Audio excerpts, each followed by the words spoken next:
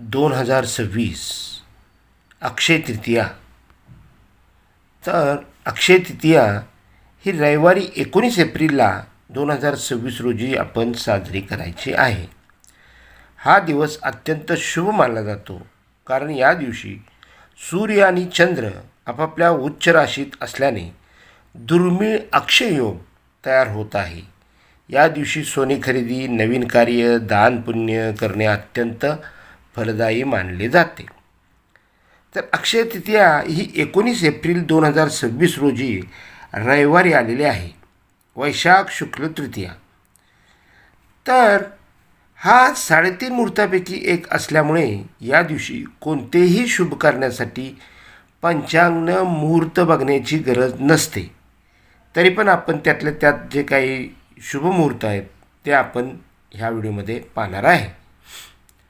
तर यावर्षी एक दुर्मिळ योग आलेला आहे, जो 100 वर्षांनी दुर्मिळ योग आलेला आहे. हा अक्षय योग जुळून येत आहे, ज्यामुळे शुक्र वृषभ राशीत असल्याने मालव्य राजयोग आणि चंद्राच्या स्थानामुळे गौरी योग निर्माण होत आहेत. या दिवशी केलेलं दान पूजा अक्षय म्हणजे नष्ट न होणारे फळ देते असे मानले जाते.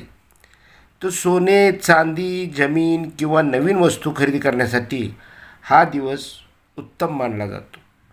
ज्योतिषशास्त्रानुसार या वर्षीचा अक्षय योग मेष, वृषभ, सिंह, तूळ आणि वृश्चिक या राशीसाठी विशेष फलदायी ठरत आहे. तृतीया तिथी 2 दिवस आलेली आहे. ती 19 एप्रिल रविवारी सकाळी 10:53 सुरू होते व ती समाप्त होते 20 एप्रिल सकाळी 7:30 ती समाप्त होत आहे. तर अक्षय तृतीया तिथी 19 तारखेला 10:53 सुरू होते आहे आणि म्हणजे ती उगवती तिथी नाही, पण ती दिवसभर आहे. म्हणून आपण 19 तारखेला अक्षय तृतीयालाच वाहन, जमीन, घर, सोने खरेदी आपण करू शकता. कारण 20 तारखेला सकाळी 7:30 तृतीया तिथी आहे. मात्र 20 तारखेला उगवती अक्षय तृतीया तिथी आहे. त्यामुळे आपण धार्मिक जे विधी आहेत, देवाचे जे कार्य आहे, उपास आहे, व्रत आहे, हे आपण जशी उगवती पौर्णिमा आपण धरत असतो तशी उगवती अक्षय तृतीया म्हणून आपण 20 तारखेला ही पूजा अर्चा सकाळी 7:30 आतमध्ये करू शकता. किंवा 19 तारखेला जरी आपण दुपारी म्हणजे सकाळीच 10:53 केली तरीसुद्धा चालेल. 19-20 दोन्हीमध्ये सुद्धा तुम्ही कोणतेही शुभ कार्य, देवाचं कार्य तुम्ही करू शकता.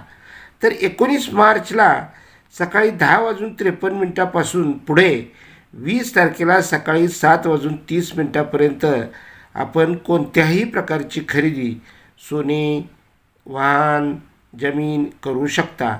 त्याला तुम्हाला पंचांग पाहण्याची गरज नाही. तरी त्यातल्या त्यात जे आपण काही शुभ मुहूर्त आहेत, जे शुभ मुहूर्त आपण या व्हिडिओमध्ये सांगणार आहे ते तुम्ही या शुभ मुहूर्तावर केल्यास अधिक तुम्हाला त्याचं फळ मिळेल. म्हणून तुम्ही या मुहूर्तावरच तुमची काही खरेदी असेल, वाहन खरेदी असेल, जमीन खरेदी असेल तर तुम्ही ते करू शकता. तर सकाळचा जो पहिला मुहूर्त आहे तो 10:55 ते सकाळी 11:54 पहिला शुभ मुहूर्त आहे. 10:53 अक्षय तृतीया तिथी सुरू होते आणि 10:55 आपण शुभ मुहूर्त तुमचा आहे. या वेळेत तुम्ही 11:54 तुम्ही वाहन खरेदी, तुम्ही कोणतेही खरेदी तुम्ही करू शकता. त्यातला सगळ्यात महत्त्वाचा जो शुभ मुहूर्त आहे तो अभिजित मुहूर्त मानला जातो. अभिजित मुहूर्ताला कोणताही वाईट काळ ह्याच्यात काय फरक येत नाही. त्यामुळं तुम्ही अभिजित मुहूर्त हा सकाळी 11:54 ते 12:46 या अभिजित मुहूर्तावर कोणत्याही वस्तूची खरेदी तुम्ही केली तर उत्तम, कारण त्याला कोणताच काही त्याला फरक पडत नाही. त्यानंतर तिसरा शुभ मुहूर्त आहे तो दुपारी 12:47 ते 1:38 हा तिसरा शुभ मुहूर्त आहे. आणि जो चौथा शुभ मुहूर्त आहे तो चौथा शुभमुहूर्त दुपारी 2:30 ते सायंकाळी 5:11 हा तिसरा शुभमुहूर्त आहे. हे शुभमुहूर्त पंचांगानुसार अतिशय शुभ आहेत, त्यामुळं ह्याच्यावरच तुम्ही आपली खरेदी करू शकता. आता त्यातले काही चौघडे या मुहूर्त आहेत. चौघडे या मुहूर्त हे पूर्ण अक्षय तृतीया शुभच आहे, पण त्यातल्या त्यात तुमच्यासाठी चौघडे या मुहूर्त मी सांगतो. अमृत हा चौघड्या मुहूर्त 10:46 ते 12:20 हा अमृत चौघड्या शुभमुहूर्त आहे. त्यानंतर शुभ हा चौघड्या शुभमुहूर्त 1:57 ते 3:34 हा शुभ चौघड्या शुभमुहूर्त आहे. उद्वेग हा शुभमुहूर्त सायंकाळी 5:11 ते सायंकाळी 6:48 उद्वेग हा एक शुभमुहूर्त आहे. त्यानंतर शुभ संध्याकाळचा शुभमुहूर्त जो शुभ आहे तो चौघड्या शुभमुहूर्त सायंकाळी 6:48 ते रात्री 8:11 हा चौघड्या शुभमुहूर्त आहे. आणि सगळ्यात शेवटचा जो शुभमुहूर्त आहे अमृत हा चौघड्या शुभमुहूर्त रात्री 8:11 ते रात्री 9:34 तुम्ही कोणतीही खरेदी करू शकता.